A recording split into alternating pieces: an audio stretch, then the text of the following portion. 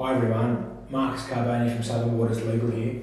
Today I just wanted to walk through two key principles of the Mandatory Code of Conduct in relation to commercial leasing. And what are the obligations of tenants and landlords? So the first thing we look at is rent reduction.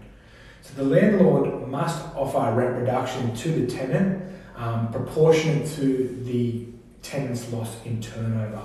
So if the tenant's lost 70% of its turnover, then the landlord must offer a 70% reduction in their rent payable. Now that 70% must comprise of a 50% waiver and a 50% deferral, or whatever's negotiated between the parties. So let's say that a tenant ordinarily pays $10,000 in rent. If they've lost 70% of their turnover, then they must be offered a 70% reduction, which is equivalent to $7,000.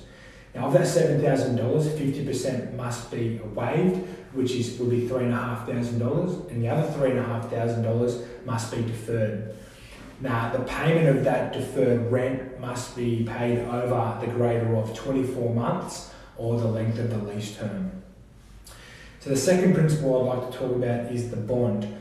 Now a landlord must not draw on the tenant's bond in relation to rent payable. This is prohibited underneath the code, and we wouldn't recommend you do so. If you have any questions in relation to the principles under the mandatory code, please don't hesitate to get in touch. I'll be happy to assist with any of your questions. Stay safe, everyone.